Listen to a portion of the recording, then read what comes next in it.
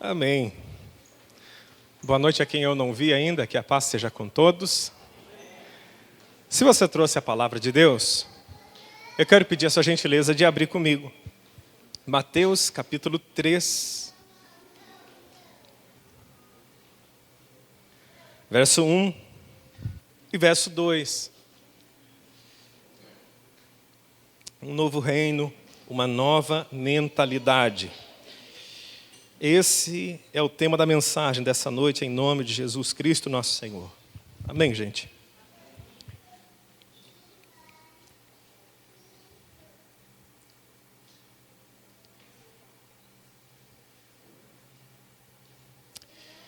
Mateus, capítulo 3, verso 1 e verso 2.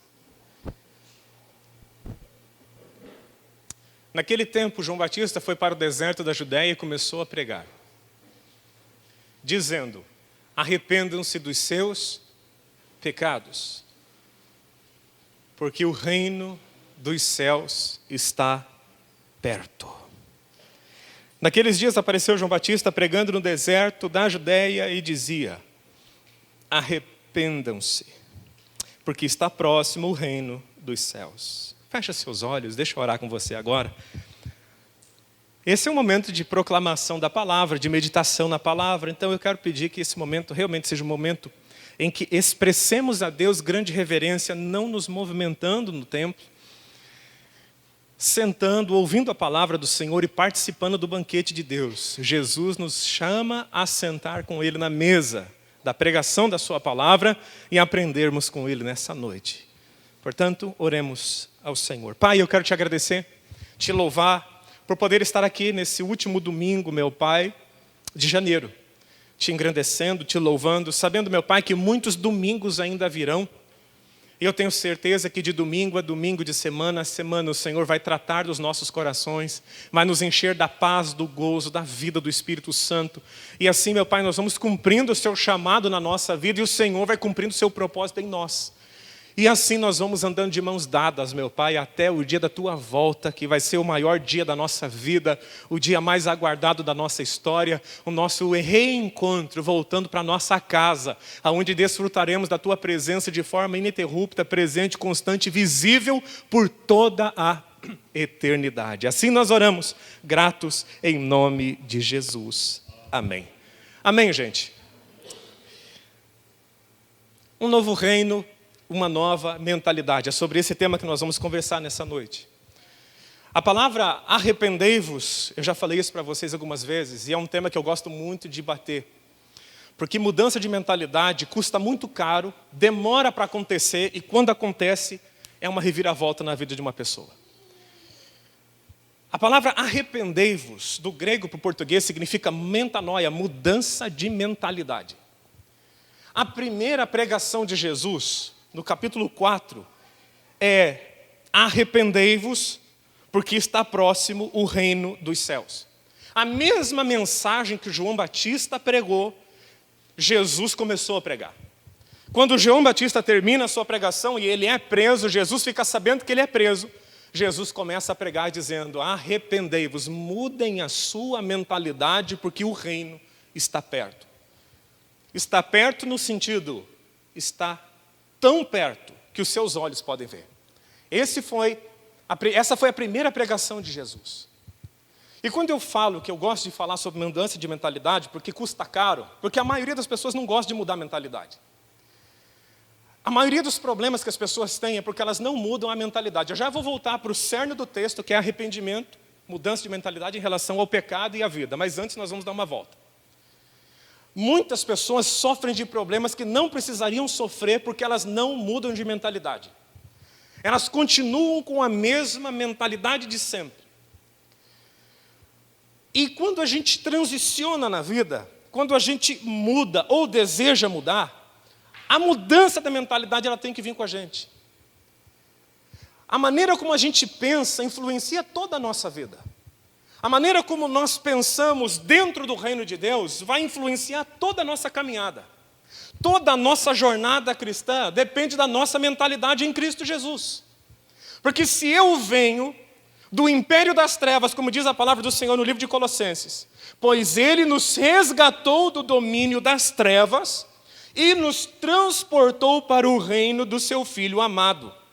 Ou seja, quando Jesus nos pegou, Ele nos transportou de reino. Ele nos tirou de um reino de trevas e nos trouxe para o reino da luz, aonde Jesus Cristo e a sua palavra reinam soberanamente, ou deveriam reinar.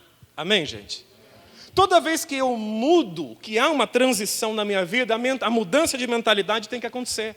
Dos exemplos mais básicos da vida que a gente pode conhecer, até os exemplos mais sofisticados, dos cotidianos da vida, até os momentos mais únicos, nós devemos mudar de mentalidade para transicionar.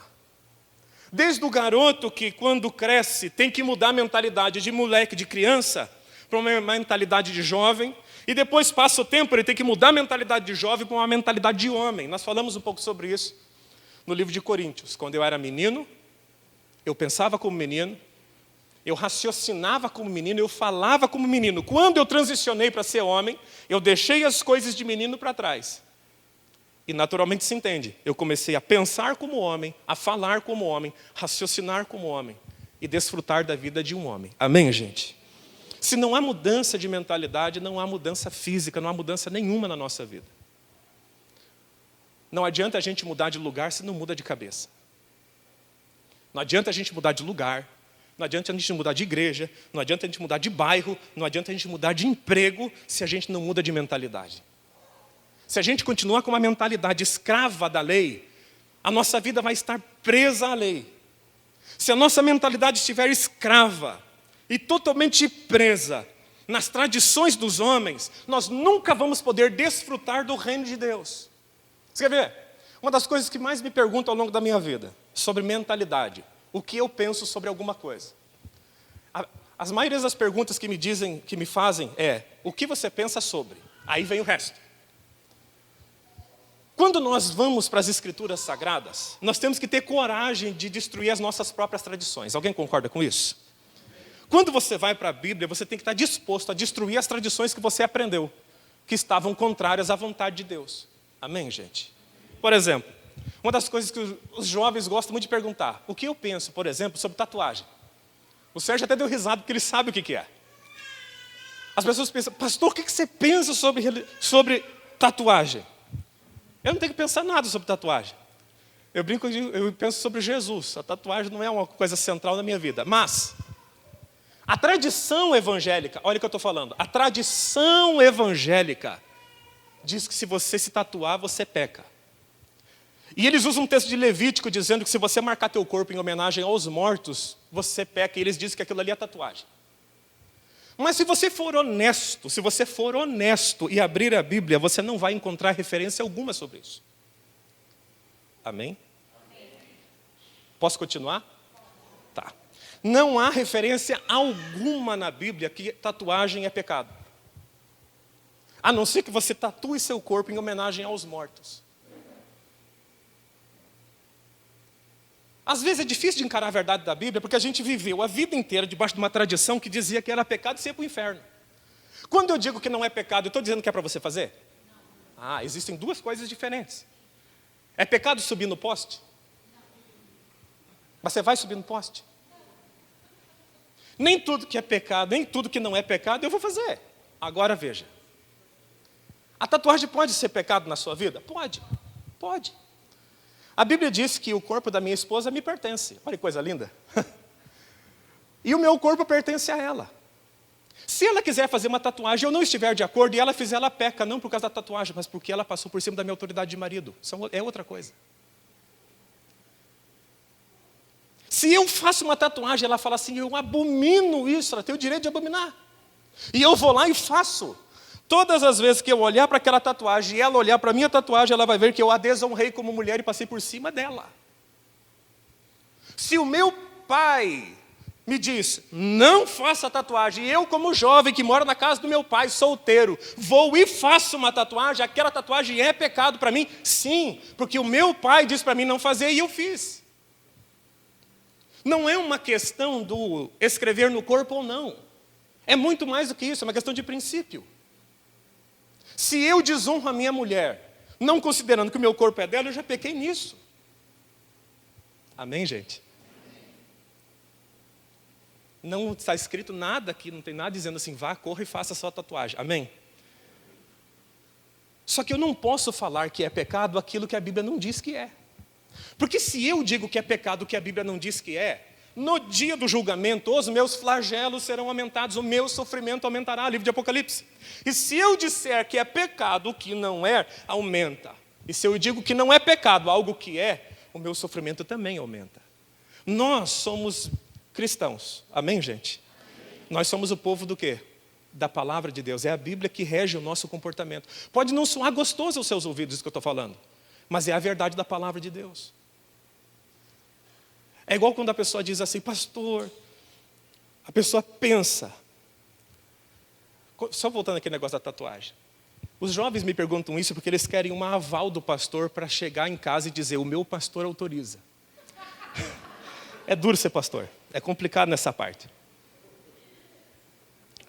Aí o pai dele começa a me odiar, porque eu não falei que é para ele fazer. Se o pai dele diz não, não. Pastor, você vai deixar seus filhos fazer tatuagem? Muito provavelmente que não, quase 100% que não. Se ele casar, a mulher dele quiser, e ele quiser, esse é problema dele, adulto. Mas na minha casa eu não quero. Se ele fizer, vai pecar, porque eu estou falando que não é para fazer. Amém? É igual a questão de bebida. No Novo Testamento você não encontra referência que a pessoa, se ela beber, ela está pecando. A tradição evangélica diz que sim, eles chegam a deturpar a palavra de Deus, traduzindo a palavra vinho, como suco de uva. Esse é terrível. Mas eles fazem isso. Eles pensam que se botar uma lei aonde não existe uma lei, o povo vai pecar menos. O problema é que a lei reforça o pecado. O que libera alguém para não pecar é a graça, não é a lei. A Bíblia diz que o aguilhão do pecado é a lei.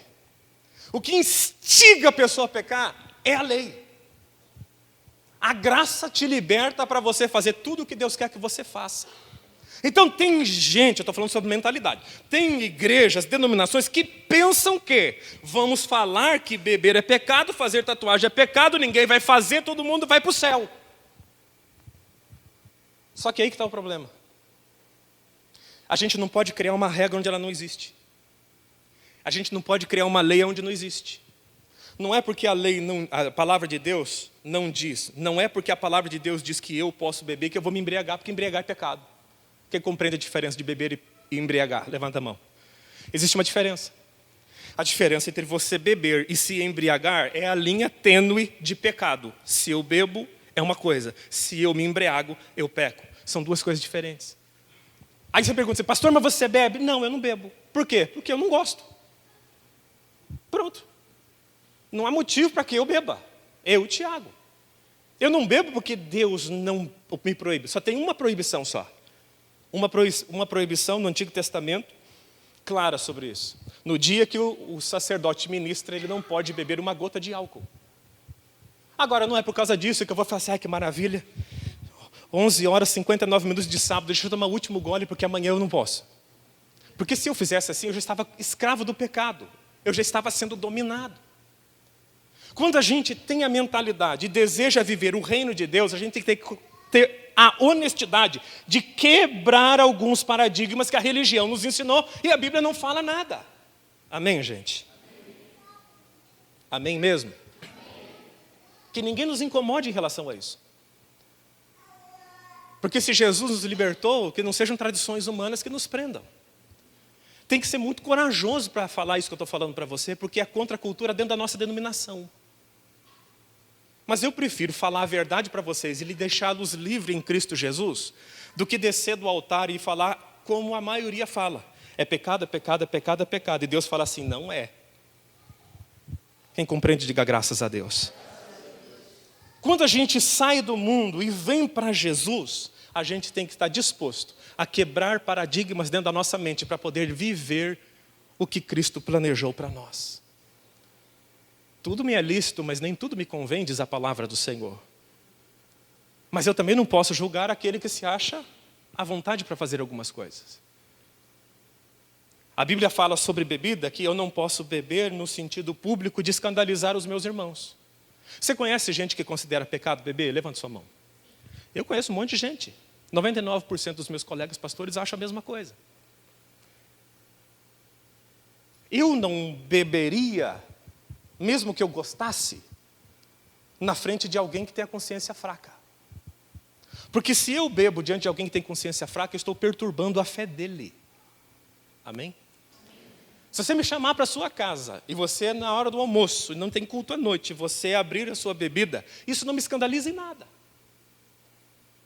Mas da frente de alguns irmãos, que não são da nossa igreja, eu sou responsável por vocês. Graças a Deus, eu não sou pastor de todas as igrejas do mundo.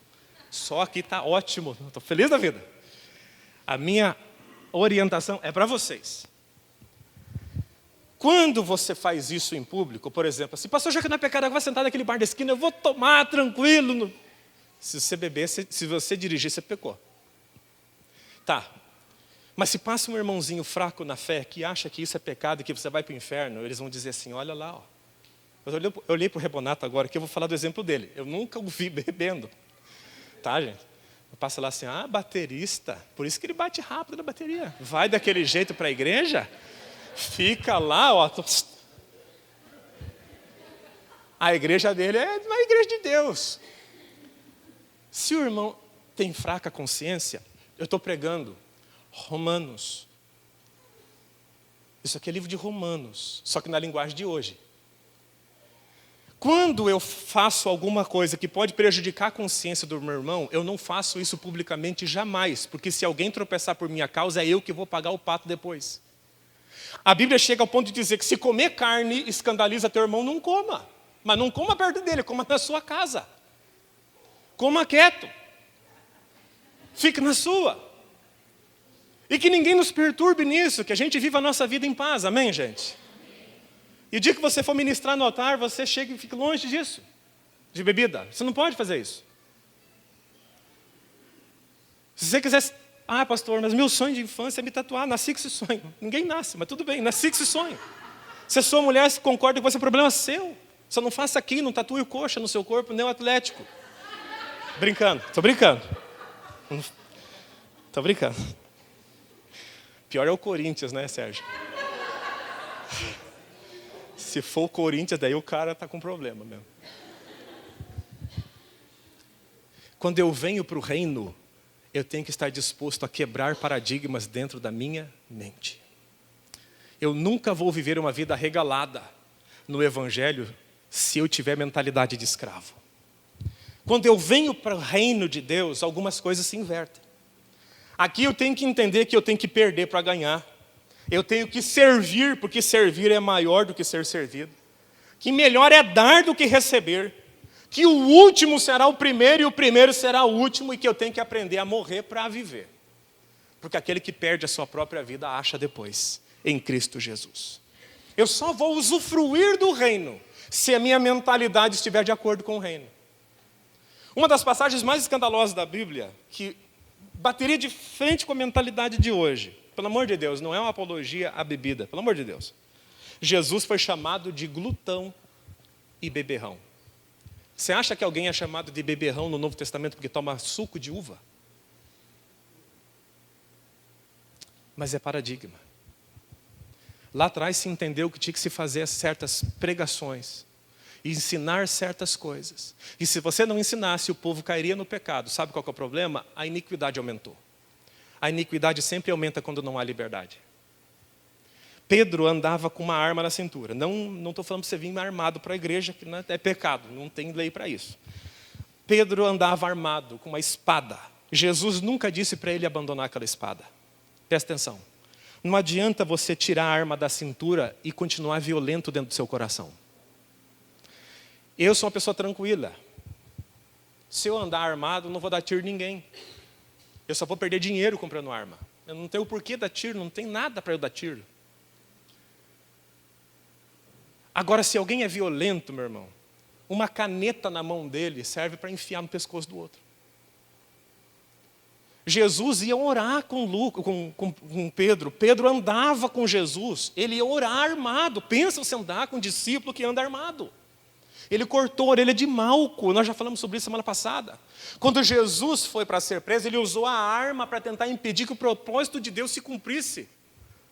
E Jesus olha para ele e fala assim, da onde você acha que eu vou parar de beber ou não beberei o cálice que o meu pai me deu? Pegou a orelha de Malco, colou a orelha de Malco, curou Malco e mandou Malco ir. E Jesus não fala, larga a espada.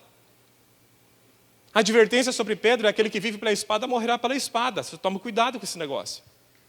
Nós temos que aprender a ter uma mentalidade para viver o reino de Deus sobre a face da terra. Senão as culturas nunca serão alcançadas pelo Evangelho de Jesus Cristo. Eu quero te dar algumas ferramentas práticas que vai te ajudar a formar essa mentalidade do reino. Porque se não há mudança de mentalidade, o problema é que Jesus te transformou, te pegou das trevas e te trouxe para a luz. E se aqui na luz você pensar como as trevas, você não vai se desenvolver. Se eu sou brasileiro e sou colocado no Canadá, a primeira coisa que eu tenho que aprender é falar o idioma deles. Eu tenho que mudar minha mentalidade. Não adianta eu chegar lá e falar, eu vou falar português porque eu sou brasileiro. Eles vão olhar para mim e falar, problema seu. Veio para o Canadá, aprenda a falar inglês. Quando eu venho para o reino de Deus, eu não posso trazer aquele arcabouço de mentalidade que eu tinha quando eu não servia o Senhor. Eu tenho que vir e mudar a minha mentalidade para servir a Cristo da maneira melhor possível. E a primeira coisa que eu passo para você nessa noite, evite pensamentos de baixo. Porque como imagina a sua alma, em sua própria alma, assim ele é. Diga assim, eu sou fruto dos meus pensamentos. A Bíblia diz, tal qual ele pensa na sua alma, assim ele é. Você não é diferente do lado de fora do que você é por dentro. E se por enquanto alguém consegue simular, é por pouco tempo, você não vai aguentar isso por muito tempo. Você não consegue viver duas vidas por muito tempo. Você vai manifestar para fora o que você é por dentro. Encha sua mente da palavra de Deus. Desfrute da palavra de Deus. Aproveite o tempo que você tem livre e coloque a mentalidade de você ler a Bíblia e desfrutar da presença de Deus enquanto você pode. Ontem à tarde foi um dia maravilhoso na minha casa. Um de vários. A minha esposa levou meus filhos para uma festa, eu não pude ir nessa festa, porque eu fiquei cuidando de algumas questões que estavam acontecendo em casa. E bagunçou toda a minha casa, estava tudo bagunçado, coisa de um lado, coisa do outro. E eu coloquei uma poltrona na janela lá atrás de casa, assim, do lado da janela. E eu pude ficar ali 4 horas, desfrutando da presença de Deus, lendo a Bíblia, sem nenhuma pessoa me interromper. Isso é impossível no sábado à tarde, não existe isso na minha vida. Quando acabou, quando o sol se pôs, eu falei, Jesus, que maravilha. Me dá mais umas oportunidades assim. A criançada foi brincar, a Josi foi junto se divertir, estava numa festa. E eu estava na minha casa, fazendo aquilo que eu mais gosto de fazer. Meditar nas Escrituras enquanto vai entardecendo o dia. Eu consigo descansar meu corpo, eu consigo renovar meu espírito, eu consigo manter a minha mente alerta, e isso é um descanso completo para mim. Se é para mim que não sou melhor do que você, imagine cada um de nós fazendo a mesma coisa.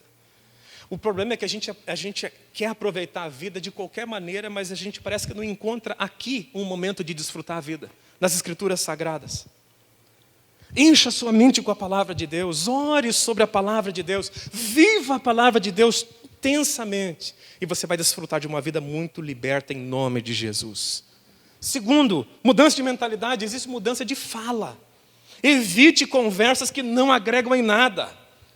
Não vos enganeis, as más conversações corrompem os bons costumes. 1 Coríntios capítulo 15. As más conversações, conversar, corrompe você ou te edifica. A palavra do Senhor chega ao ponto de dizer que nós seremos julgados para galardão, de acordo com toda a palavra que saiu da nossa boca. Eu acho esse um dos textos mais graves nas Escrituras, porque a gente fala demais. E sempre quando você tem um recurso que é ilimitado, você tende a desperdiçar ele. Como a gente fala de forma que não existe a maneira de você parar de falar. A minha voz acabou nos últimos 2 anos, quase acabou na 5ª, na hora do culto. Mas é raro você ficar sem voz. E como a gente tem esse recurso quase que ilimitado, a gente faz pouco bom uso disso. Que Deus nos abençoe. De 2020, nós usarmos a nossa boca para edificar todas as pessoas que estão ao nosso redor. E quando a gente abrir a nossa boca, seja para alegria, seja para edificação mútua. seja para espalhar a boa nova da palavra de Deus das várias formas possíveis em nome de Jesus. Afinal de contas, a morte e a vida estão no poder da língua e quem bem a utiliza come do seu fruto. Terceiro conselho que eu te daria para mudar de mentalidade de uma forma mais rápida. Vença o conflito da mudança dentro do seu interior. Já teve alguém que disse assim, que é difícil voar como águia se você pensa como galinha. Já ouviu essa frase? É difícil voar como águia se é mentalidade de galinha. Existe um conflito dentro do nosso interior porque a gente resiste à mudança às vezes. E a mudança geralmente acontece de 3 fases. Primeiro, a fase da mudança, desapego da vida anterior. Segundo, eu não tenho uma vida nova ainda, porque eu acabei de me desapegar da antiga. Então, segundo, uma fase neutra. É uma fase que eu estou me adaptando a não ter a velha vida, a não viver a velha vida. E a terceira fase da mudança é quando eu estou estabelecido no novo. Quando eu tenho medo de desapegar, eu tenho apego demais às coisas, eu gosto, não quero soltar as coisas, eu não tenho a facilidade de mudança. O problema é que para você crescer, você vai precisar mudar. Para nós crescermos, nós precisamos mudar. Nenhum de nós deve ser igual daqui a um ano. Nós temos que mudar e crescer em nome de Jesus. Não existe esse negócio assim, passou 50 anos, é a mesma pessoa. Não, você tem que crescer. Você tem que mudar de ideia em algumas áreas. A gente tem que avançar sem abandonar a palavra de Deus, sem abandonar a palavra do Senhor. É necessário isso. Mas se você não passa pelas 3 fases, do desapego do velho, o passar o mais rápido possível pela fase neutra, para atingir um novo patamar, é igual quando você casa. Como faz pouco tempo que eu casei, só faz 10 anos, basicamente, eu ainda lembro muito bem disso. Eu transicionei de solteiro para casado num dia. Sexta-feira à noite eu era solteiro, sábado à noite eu era casado. Isso acontece com todo mundo, não existe casamento maior do que isso, né, gente? A não ser que tenha alguém, assim, judeu aqui no nosso meio, 7 dias de festa de casamento, e você tem 7 dias para se adaptar. Mas num dia você é solteiro, no outro dia você é casado. Eu tinha que abandonar a velha vida na casa do meu pai, mas eu ainda não era aquele casado que tinha uma vida com a minha mulher. Eu estava começando. E passa-se tempo, pai, é desconfortável no começo. Se você saiu de uma casa estruturada, você sabe o que eu estou falando. O começo do casamento, para quem sai de uma casa muito estruturada, não é muito fácil. Porque é tão gostoso viver na casa do teu pai, da tua mãe, onde tudo é tranquilo e você está acostumado. Você sai daquele ambiente para ir para um ambiente onde você vai construir aquilo que o teu pai conseguiu com muitos anos. Então no começo era bem interessante, porque eu e a Josi ficava domingo e falava assim, nossa, o que o nosso pai está fazendo? Aí liga para a Morgana, liga para a Fabiana, liga para o meu pai, ela liga para as irmãs dela, para saber o que toda a família estava fazendo. E isso demorou para passar. Aí chega um tempo que a gente já não fica ligando todo dia. Por quê? Porque você já começa a construir uma vida, você já tem filho, vai passando o tempo. Você já se adapta à sua vida. E agora, a sua vida já não está lá embaixo, você já levantou alicerces, começou a levantar estrutura, a sua vida já tem forma. Isso é em tudo, mudou de emprego, mudou de igreja, mudou de escola, todo o processo de mudança, desapego, zona neutra, onde você não é nenhum e nem outro. E a zona final, onde você está estabelecido no novo. Se você não vencer esse conflito, você não vai crescer na vida. Olha o que a palavra do Senhor nos diz. E não nos conformeis com este século, mas transformai-vos pela renovação da mente. Ou seja, deixe-se ser transformado à medida que a sua mente muda. Para que vocês experimentem a boa, agradável e perfeita vontade de Deus para vocês.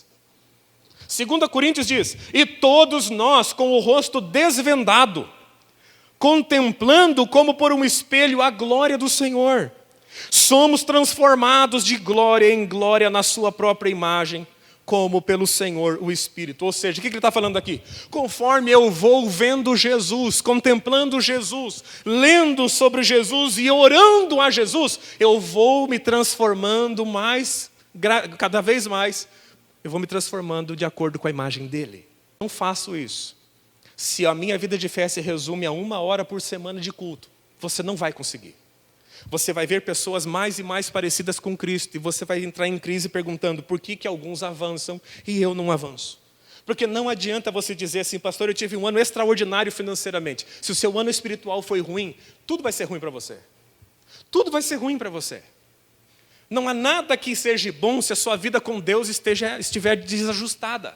Se a sua vida com Deus estiver desconectada, não há nada de bom para se usufruir. Quem compreende, diga graças a Deus. Para a gente viver o reino do Senhor e ter essa mentalidade do reino, nós temos que aprender a não ter medo. Gente, Deus não é um idoso, carrancudo, com um cajado na mão, esperando você cair para te derrubar mais ainda. Deus ama você. Quem crê nisso, diga graças a Deus.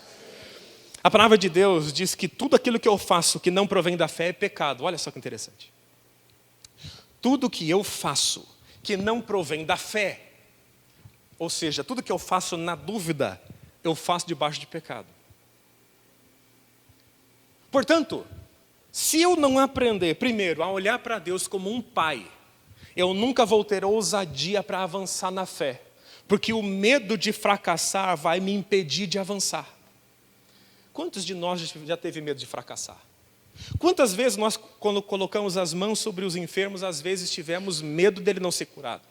Quantas vezes nós, quando fomos fazer um desafio de fé, tivemos receio ao longo do desafio de que aquilo não acontecesse e que a nossa fé falhasse? Quantos de nós, nesses tempos, poderiam fazer como aquele homem que chegou para Jesus e disse: me ajuda na minha falta de fé. Olha a confiança que ele teve. Sem fé é impossível agradar a Deus. Ele sabia disso. E quando ele vacilou na fé, ele não teve dúvida: Senhor, me ajuda na minha fé. A minha fé está vacilando. Ao invés da gente paralisar, a gente podia olhar para ele e falar: ajuda na minha falta de fé, porque eu quero continuar a caminhada. E a caminhada seria mais digna, seria mais leve. Que Deus te abençoe em 2020 e tenha uma mentalidade do reino dos céus. Aqui no reino, não é tradição de homem que vale, é a palavra do Senhor que vale. Aqui no reino, não é o que eu penso ser bom, é o que Deus declara que é bom que eu quero viver. Aqui, no ambiente do reino, não é a lei mosaica que manda, é a lei do Cristo ressuscitado, do nosso Senhor e Salvador. É a graça abundante de Deus, que não é um cartão verde para eu pecar, mas é poder no meu espírito para vencer o pecado e fazer toda a obra que Deus quer que eu faça. Afinal de contas, eu nunca vi ninguém correr carregado de bagagem. Quando a pessoa vai correr, ela até gasta mais caro no tênis e na roupa, porque quanto mais ela vai investindo, materiais mais leves ela vai podendo comprar. E esses materiais mais leves é o que ela vai pôr, tanto nos pés quanto na roupa, para ela poder correr uma maratona. Jesus arrancou toda a nossa carga de pecado, nos perdoando de uma única vez em Cristo Jesus, para que eu e você corramos leve a corrida da vida. E lá na frente a gente possa cruzar a linha de chegada, combater o bom combate, correr a corrida da fé, guardar a fé. E esperar a coroa da salvação, não apenas da salvação, mas do galardão que Jesus vai dar para a gente. Fecha seus olhos, eu quero orar com você. Eu quero orar com você nessa noite em nome de Jesus.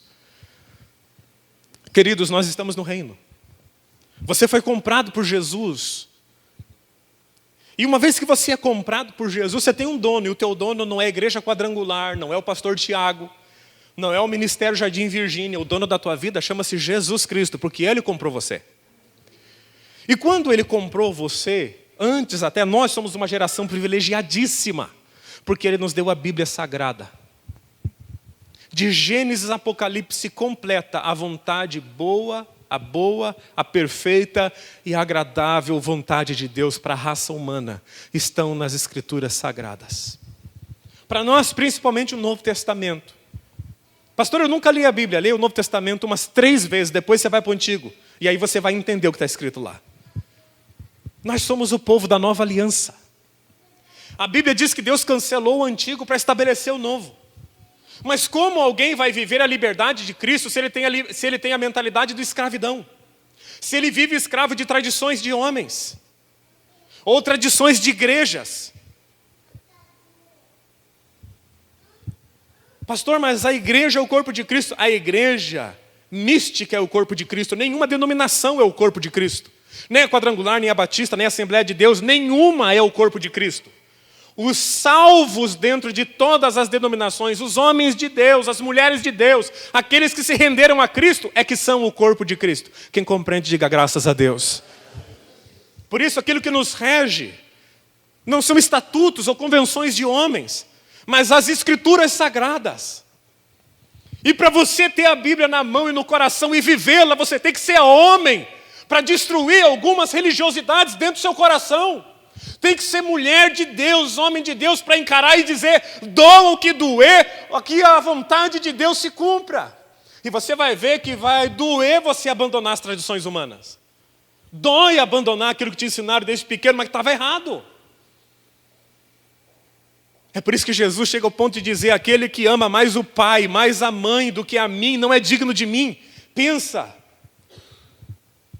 Se ele chegou ao ponto mais elevado das relações humanas, entre pais e filhos, filhos e pais, a ponto de dizer que aquele que ama mais o pai e a mãe do que a ele não é digno dele. Pensa, aquele que ama mais a igreja quadrangular do que a mim também não é digna dele. Aquele que ama mais a convenção humana, os estatutos dos homens do que a mim, não são dignos de mim. Gente, Deus está preparando um caminho maravilhoso para nós em 2020. Mas nós precisamos ter coragem de trilhar esse caminho. Precisamos ter coragem de trilhar esse caminho com fé em Jesus Cristo, nosso Senhor e Salvador, desfrutando da liberdade que temos sem a transformar em libertinagem. Vivendo em Cristo com alegria no Espírito Santo, comendo da palavra, bebendo do Espírito e vivendo em comunhão com os santos. E para isso você tem que ter coragem, porque a máscara tem que cair, a religião tem que cair, a armadura que não é a armadura de Deus tem que cair.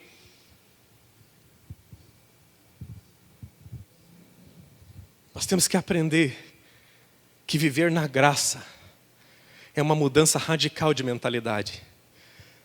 Arrependei-vos, porque é chegado o reino dos céus.